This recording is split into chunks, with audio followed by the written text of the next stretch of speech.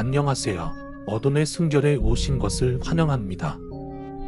오늘은 여러분과 함께 들려드릴 이야기 속으로 깊이 빠져들어갈 것입니다. 이 이야기를 듣고 나면 과연 우리가 살아가는 이 세상이 정말 안전한 곳인지 다시 한번 생각하게 될 것입니다. 왜 오래된 집들이 유령들의 은신처가 될까요? 밤중에 들려오는 기묘한 소리, 그것은 바람 소리일까요? 아니면 어딘가에서 무언가가 우리를 지켜보고 있는 걸까요? 오늘 들려드릴 이야기는 바로 그런 의문들을 풀어줄 것입니다. 당신도 순번쯤 밤의 어두운 곳에서 누군가 나를 보고 있는 것 같은 느낌을 받아본 적이 있나요? 준비가 되셨다면 이제 툴끔찍한 이야기가 시작됩니다. 1940년 전 몇 년에는 춘무미가 가장 심하다 때였습니다. 도리의 도시에서 산업재해까지 함께 터져서 서울부터 집 앞까지 빈곤의 재해는 최악의 상태였죠. 이제 말기에 들어와서 수도권 쪽은 정치리 강하고 노동 조건이 더욱 나빠졌고 근로자에 대한 저가 처치는 물론이고 사는데도 살기 힘들었던 시기였습니다. 문경도 별다르게 없었습니다. 그나마 잘 산다고 하는 이들도 볼이나 하고 장작다리를 섞어서 죽을 만들어 먹거나 작품이나 사이드 같은 것으로 쌀이기 밥을 먹었다고 하죠. 하지만 그에 대해 잠바가 너무 심해 투수도 제대로 못한 이들은 그야말로 먹을 수 있는 것은 무엇이든 먹었다고 합니다. 짐도 할머니께서는 상주에 사는 진가댁이 5천석뿐이라 식량도 많고 짐정 아버지께서 소금 장사도 하셨으니 항상 잘 된 밥과 음식을 먹을 수 있었답니다. 국민덕 쪽은 배사는 수가 좋아서 잠바 피해를 돈이 안 본 덕에 다행히 마을 사람들도 괜찮게 안면하고 있었다고 하죠. 반면에 문경 영순 쪽 사람들은 영순간이 장마에 멍랑해져 그의 식량을 제대로 준비하지 못했고 수분복비 같은 나무 껍질, 풀뿌리, 소리 등으로 죽을 수 없고 더 심한 쪽은 모서리 입을 삼려마저 쪄서 먹고 전다통화전 차늘 같은 것을 섞어 먹기도 했답니다. 오죽하면 지구니 조차 피해서 쥐가 안 보일 정도였다고 말씀하셨습니다. 하루는 덕보살님 계십니까? 하고 문 밖에서 소리가 들려 나가보니 농가 적성을 입은 뒷정하는 자네 하나가 장작찌개를 들고 증전의 마니를 찾아오셨답니다. 무슨 일로 오셨습니까? 하고 냉수와 자본에 가져다 주니까 단층에 문 한 대적을 비워버리고는 지게를 벗어내려놓고 보살에 저 좀 도와주십시오. 줄 곳을 없고 지중은 참나무를 한 지게 가져왔습니다. 라고 하더래요. 사일린 직접 자신은 영순에 살고 있고 부인 하나와 두 남매를 둔 장치인데 이번에 영순 쪽에 흉년이 심하게 들어서 먹을 것도 간단찮아 더욱 불친하게 살고 있다는 거죠. 그리고 하는 말이 자신이 사는 곳이 영순당 근처 뱀산이라고 불리는 작은 언덕앞인데 다제 모아 대추를 키워 그곳으로 자신이 연락을 하고 있다고 하더래요. 들어가 차에 바자나나 보니 지우다 장군이 다 뽑혀서 배추 이파리가 틀어져 있었고 어떤 주리놈이 이런 기근에 먹을 거 훔쳐가나 싶어서 그날 밤에 죽어서 지켜봤답니다. 그런데 새벽에 본인의 장녀가 바지이던 모나 배추를 뽑아서 그 자리에서 입에서 피가 날 정도로 닥치는 대로 먹어 치우고 있더네요. 농가서 잔도런에 귀찮아하니 장녀는 진동도 하지 있는데 흘려보고는 그대로 주저앉아서 마저 먹어대 나서 아버지를 쳐다보는데 그 눈빛이 깃발이 굵어져 눈이 튀어나올 것 같다고 합니다. 자시던 아니니 이번 오문하며 본인이 죽으면 자리를 잡아먹으려고 하는 거 알고 있다고 살키고 소리를 지르고 난리를 치더만 한 거죠. 결국 평소 본인이 먹던 야니의 수연에 대는 먹고서야 쓰러지듯 자나들더랍니다. 문제는 딸이 아침에 일어나서는 전혀 기억을 못 줬다는 거죠. 할머니는 그 말을 듣자마자 말로가 듣던 아비의 것이라고 단번에 생각하셨답니다. 이것저것 챙겨서 자신을 떠나 집으로 갔는데 두 남매가 아버지를 반기는 와중에 보니 딸은 기골이 상접해서 전발 똑똑을 부러질 정도로 면이었더랍니다. 부엌에 들어가니 전화 소째는 만화부터 쌀대집이 있었고 그걸 보고는 차마 지나칠 수 없어서 본인이 가져온 쌀과 소금을 그리고 물을 꺼내서 삼삼하게 가난한 목국과 쌀쪽을 쑤어 장씨 가족에게 되졌다답니다. 그런데 그걸 보고는 딸이 눈이 찌릿해서는 어간 숟가락을 내버려두고 허벅지고 쏘르고 죽을 먹더랍니다. 기근이 심해져 아비가 들은 것이 분명했다고 말씀하시더군요. 할머니께서 미리 챙겨온 두정을 꺼내 잔다에 대에 올리고 흑서장은 돈 냄수를 한 짝 어린이 이래 어째 그랬냐는데 잠잠해졌죠. 난이성을보는 두점을 방 안에서 태우고 그 질문을 다시 한번 딸에 대해 표현했는데 갑자기 마당에서 둥이가 도망가는 것 같은 다다닥 소리가 들리더랍니다.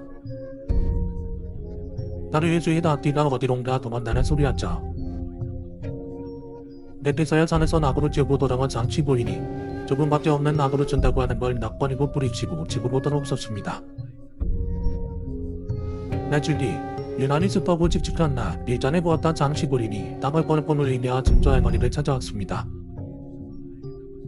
눈물이 그렁그렁 내서 자기 서관 인정 살려달라고 말벌을 굽고를 하더래요. 할머니께서 다녀가시고 나서 며칠 동안은 아무 일 없이 조용히 지났답니다. 게다가 덫을 누운 곳에 노고도 잡기나 만한에 풍족하게 다시 있었죠. 그런데 한놈은 잠을 자고 있는데 새벽에 짭짭거리는 소리가 들리더랍니다. 이게 뭔가 싶어서 가난해 보니 딸이 있을 자리에 아무도 없고 밖에 달라보니 공기에 넣어둔 서승고기를 딸이 허겁지겁 먹고 있더라는 거죠. 자식아 뻔뻔한서라 나는 내 펜을 집어 고기를 다시 손질해서 넣으려고 했더니 딸이 뜯어보던 분위에 냄새가 심하고 생긴 게 안에서 아예 먹지를 못하겠더랍니다. 또다시 본인을 잡아먹으려고 한다고 소리를 지르는 딸을 보구나 화를 못 참은 자식아 옆에 있던 몽이돈이로 딸의 머리를 내려쳤습니다.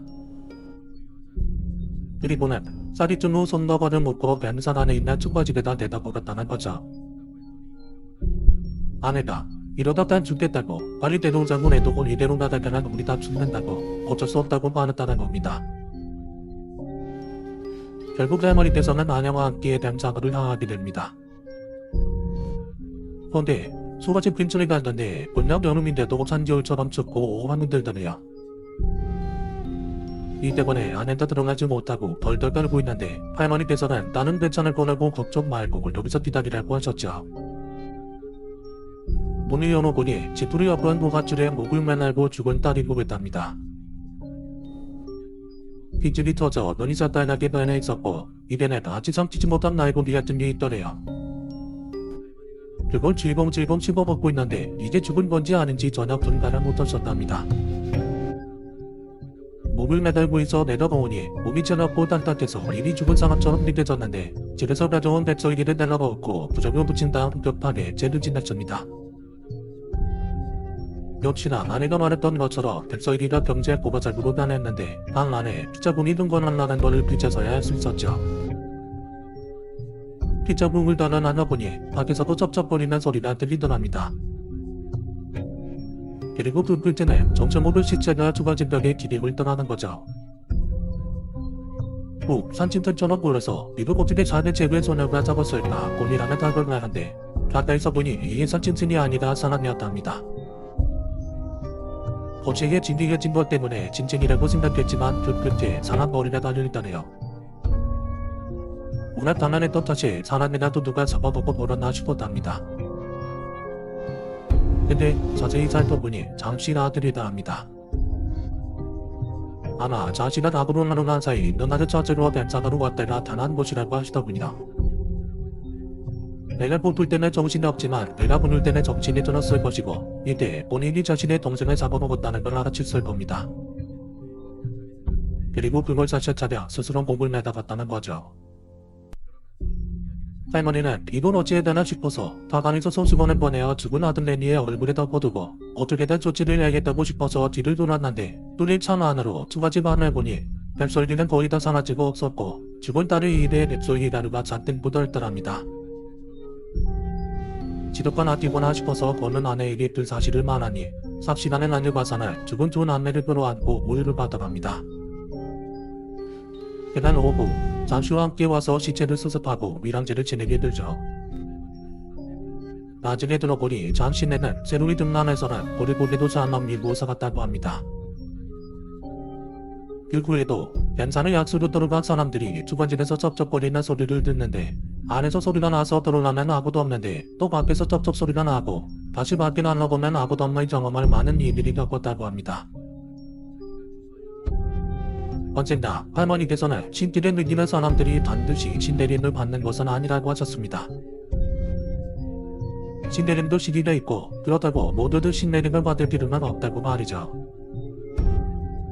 예쁘죠. 지금 대주 신내림을 거부한 사람들도 많다고 합니다. 그만큼 신내림을 받는다는 것은 신의 몸에 받아들이고 자신의 의식을 나누어 어렵고 불안스러운 길을 가는 것이기 때문이죠. 또 신내림을 제대로 받는다 한들 그에게는 이때까지 모마의 턱을 잡은 신이 그렇게를 기다리기 때문에 지르게 희체사를 하는 사람들도 있다고 합니다. 또 신의 종류도 엄청 다양하지만 어떤 신이든 간에 신내림을 받을 때는 다른 무속인에게 의를 하여 내린 무술을 해야 합니다. 정확한 내린 것이 아니라 허수가 강신하여 몸으로 받을 수 있기 때문이죠. 신내림 받을 때에 반짝하는 사람들, 적신하는 사람들을 듣거나 본 적이 있을 겁니다. 그 사람들은 의식을 잃고 정신이 미쳐버려서 그런 것이 아니라 불순한 상황에 맞춰 자신을 다스리고 반응 시력의 상태가 되어서 발작을 하는 겁니다. 이런 신병을 필시적으로 지나야지만 신을 받아들이고 선한과 영신의 재계를 이을 수 있다고 하셨죠. 문경신 마상에 천하보살이 내림보단다는 이야기를 들은 것은 짐조 할머니께서 임신을 했을 때쯤 1932년도의 일입니다. 단지 임신한 지 좀 지나서 몸은 무거웠지만 거동이 불편한 정도만 앉았다고 합니다. 때문에 모처럼 다들이 겸 신내림 받는 모서로 다보기를 했는데 다보니 문경에서 대두반한 무속인들, 역술인들도 많이 와있다고 합니다. 할머니께서 보시기에 역술인들이 양기가 없고 사주나 같은 느낌을 받았죠. 무속인들 중에는 신기라는 동네에서 유명한 여자들한 박수무당도 왔었는데 문득 할머니와 눈이 마주치니 무관이 초라하게 맑고 그릇한 것이 범상치 않았다고 합니다. 아직 내린 무선 준비진 없기 때문에 짐조 할머니께서 상차림을 덮고 커다란 들치나무에 단방울과 두정을 같이 동아줄에 달고 있었는데 내린 보살 봉터기에 상단집에서 애기 울음소리가 들리다고 합니다. 같이 상을 차리고 있던 무당한 보시는 시동에게 애기 동자신이라고 물어봤답니다. 아주 묘한 무선이 웃었네요. 오늘 내린 무슨 과단 쳐다가 좀 빛난데 동자신은 모신 분 아닙니다. 그리고 울음소리로 우럭천기에 범상치 않습니다. 신내림을 받기 전에는 아무도 보지 못하고 몸도 마음을 정돈해하는 게 중요한 법이라고 하셨죠. 그런지 상단지에 있는 사람도 혼자 있는데 아까 눈에 들본 박수무당과 머리가 딴에 떠날 정도로 뒷문화한 분이 그 상단집으로 걸어가다고 합니다. 그래서 증조 할머니께서 50천으로 땄던 무력을 내려놓고 혼을 걸떡 뛰어다 아직 성도 갖추려는데 지금 재료만 안 뜨는 거 아닙니까? 하고 물으셨답니다.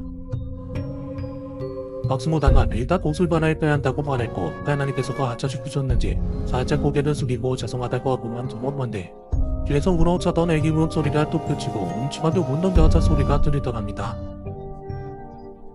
놀라서 뒤를 돌아보니 무당들의 전화 느끼지 못한 것처럼 준비를 하고 있었죠.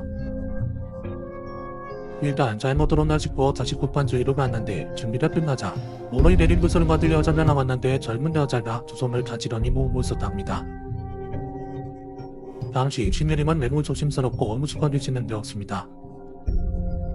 무려 적기가 들지 않을까 최대한 조심스레 진행했던 것이죠. 신내림은 무량한 룹을 하고 바닥줄위에 파져보려고 하며 동자신을 내림받을 처자에게 가게 하여 적신하는 방식으로 진행되었습니다. 무령은 들려 춤을 추니 신내림을 받을 여자가 몸을 부들부들 떨면서 애기 울음소리를 내칩니다. 이런 어른의 성대로 낼 수 없는 정말 갓난아이의 목소리였다고 하시더군요. 뒤에서 보고 있던 사람들도 놀라서나 감탄을 금치 못할 정도하답니다. 내린 것은 성공적으로 끝난 듯 보였고 곧반이 지나가고 무속인들이 전신 마당을 벌였습니다. 향을 들고 선악비를 들여서 너무할 것 없이 춤을 췄죠. 할머니께서는 임신한 몸을 이끌고 숨을 줄 수 없는 노릇이라 뒤에 앉아서 잔치음식을 먹고 계셨는데 상단집 하나로 박수무당하고 문화가 사나가 대동내서 신내림 받을 처자를 급히 옮기더래요. 내림부시 끝나고 안 적어 도우려고 그러는구나 하고 수건을 도울 때 혼단을 났는데 우리 일가 심상치 않더라간 거죠. 무슨 일입니까? 아니 박수무당이 들어오는 아들이 나갈서라 하고 문을 닫으려고 하는데 신내림 받은 처자가 애기 울음소리를 충만하게 내다가 갑자기 부시돌 불고 대는 소리처럼 여인 목소리로 그륵그륵 따라납니다. 증도 할머니께서 저는 흥동에서 온 보살이건데 도움이 될 수 있을 것 같습니다. 라고 반하니 무녀가 더 주서라고 꾸덕였습니다. 박수무단이 의심스러운 온소리로 들어와 하고가 손짓선하더래요. 할머니께서 다시 아빠 거치된 길입니다. 라고 물으니 박수무단이 하는 말이 동자신이 아니야. 쇠주가 들어왔어. 라고 말하더랍니다. 물려나 박수무단이 닭비를 군데군데 바르고 있었는데 짝으로 닭비는 접시를 막마이 두어 있는 것이라 거친 귀신을 숨기는 것인가 의문이 들었죠. 물려나 증조할머니의 뜻은 미리 알아서는 뒤 쇠주가 무서운 게 아니라 땅하다리나 어미 귀신이 위험하여 무서 나가야 된다. 라고 말했습니다. 태준아, 송구하지 못하고 죽은 임산부가 뒤심이 되어 아기를 낳으냐. 그 얘기가 세상이라고 불리는 뒤집이실입니다. 박수무단이 닭비를 몸 군데군데 뿌려주니 저자가 잠잠히 잤는데 대사의 무녀가 부성걸로 나서서 난 저자와 무속인들 중에 승려 한 분을 데려오니 할머니께서는 천만을 하려고 하는구나 하고 무녀의 심중은 알겠다 싶으셨대요. 불자는 무속인보다 유난한 뛰어가를 할 수 있습니다. 할머니께서도 이런 경우는 처음이라 잠자고 보고 있는데 승려가 잠시 고민을 하더니 숨중을 정적을 뺐습니다. 고병 휴식을 해야 될 것 같습니다. 라고 말하자 할머니께서 알고 있는 것이라는 듯이 제가 잠은 준비해 오겠습니다 하고는 준비하셨죠. 폰이랑 밥, 붓, 청수, 배, 시루떡, 나물, 늙은 빼지를 4된 산에 정달이 담아서 왔고 수녀가 박수무단하고 무녀 할머니에게 잠시 나가 있어달라고 말하고는 정문을 pos습니다. 잠시 후 7시를 지나 날이 꽤나 어둑어둑해졌는데 갑자기 창호문으로 빛이 더 호롱불이 꺼지더니 집 밖에 있는 할머니께서도 늑대 만큼 조리하고 믹추한 기운이 집 전체에 느껴졌습니다. 점차 기운이 강해지더니 사람 두배는 점지막한 거울의 양이 눈을 불안이고 3단집 창호지 앞에서 들어가려고 귀를 쓰더래요. 그리고 숨소리가 느껴질 정도로 등돌이 있었는데 그 거냐는 증조할머니를 포함한 아무도 신경 쓰지 않고는 문틈이 좁으니까 자신의 손가락을 두어비 잡고는 세로로 찢어서 자대로 된 판으로 재차 들어가려고 길을 쓰더랍니다. 모터 소리는 점차 단해졌고 후루불이 붙었다 꺼졌다 했는데 보고 있던 할머니께서 머리가 무척 어지러울 정도였답니다. 옆에 있던 박수무단이 정신 바짝 쳐봐. 내 속에 애기 지려내고 체조로 나을 수도 있는 게야. 라고 소리를 질렀죠. 수녀가 일어서니 다시 후루불이 붙었는데 판 하나를 찢어놓은 거대의 모습이 불빛에 비치는데 머리보다 격소한 이가 스님을 향해줍니다. 몸은 집 밖에 있고 방한 문주반도로 드러난 모습이었는데 어찌나 뒤를 쓰는지 거대의 영이 고함을 지르며 뒤구를 걸리니 이과는 다 빠져있고 현악색감에서 램처럼 기럭습니다. 소녀가 붉은 탓을 사관에 뿌리자 번뇌의 빨 곳곳이 맞아서 숭숭 구멍이 나서 도망가고 들자 잼동할머니 혼자서 도망가는 모습을 지켜보는데 다른 사람들은 보이지 않는 것처럼 3단집 안에 막 지속줄이 있습니다. 할머니께서는 잘못 봤습니다 하고는 짚은 안도의 한숨과 배에 들었던 소매를 풀고는 3단집 안으로 들어가니 박수무단과 문화도 따로 들어갔습니다. 안에는 숙녀가 승분이 흉복할 정도로 땀에 젖어서 앉아있었는데 모녀가 곱게 좁신 손으로 내린 붓바른 처자의 몸에서 닭피를 말끔하게 닦아냈습니다. 그러나 처자가 또 애기 소리를 내면서 우는데 박수무단이 권영리신이 또 울지 모르니 얼른 떼어내야 된다 라고 말했습니다. 할머니께서 그것이 권영리신입니다 라고 말하니 박수무단이 영험한 보살이었구나. 권영리신은 오란이 깊어 그곳으로 신단에 들려버리면 많은 사람이 죽을 수 있는 것이다 라고 말하더랍니다. 곧이어 처자가 좀 전에 먹은 단뼈로 건물문 뒷단위까지 쳐내냈는데 보고 있던 박수무단이 흰 비단에 곱게 써서 부적붙은 도마줄로 묶고는 사람들 안 보이는 곳에서 들어버렸습니다. 그 후에 증조할머니께서 서자고를 잡아 처자에게 먹이고 숨에 담아 띄워 질문이 아침 변함에게 전해들었죠. 증조할머니께 무녀가 영악한 보살이라고 칭찬만 하고는 배를 한번 쓱 만지고 마는데 배가 온줄을 담는들 따뜻해 주더랍니다. 할머니께서 자취관을 보면서 저 안에 구성인들 중에 내 다쳐도 있고 모노지고 있는 무녀를 보면서 오늘 본 것처럼 진짜 비밀이 있구나 세상되기셨다고 하더군요. 후에 되처자는 다시 신내림을 받았는데 다행히도 조산신을 다해가다 걱정을 잘 견뎌서 무단이 되었다고 합니다. 때문에 증조 할머니께서는 한 해에 부떡을 2번이나 먹었다고 무시나 이야기하셨죠. 이야기는 여기까지입니다. 저만 누가저거 걸음을 만날 돈을 좀 있었는데 아무래도 보성병하다 보니까 최대한 토수술을 했습니다. 뇌 사단했잖아. 공포드라고로 소개해드린 귀신들도 많이 등장했는데요. 그냥 어떤 귀신이구나 정도로 알고 있다가 이렇게 실제 사건을 보니까 더 새롭긴 합니다. 부닥처럼 식내령을 갖고 보성이나로 사는 여고도 있지만은 할머니가 보성로 나가서요. 오늘 이야기는 여기서 끝이지만 과연 그것이 진짜 끝일까요? 어쩌면 그 어두운 그림자들은 여전히 우리를 지켜보고 있을지도 모릅니다. 만약 이 이야기가 여러분을 무섭게 했다면 좋아요 버튼을 눌러주시고 친구들과 공유해 주세요. 또 여러분이 접은 이상한 경험이나 생각을 댓글로 남겨주세요. 그리고 어둠의 숨결 채널을 구독하셔서 앞으로 들려드릴 더 많은 끔찍한 이야기들을 놓치지 마세요. 오늘도 손길 주셔서 감사합니다. 다음 어두운 이야기를 기대해 주세요.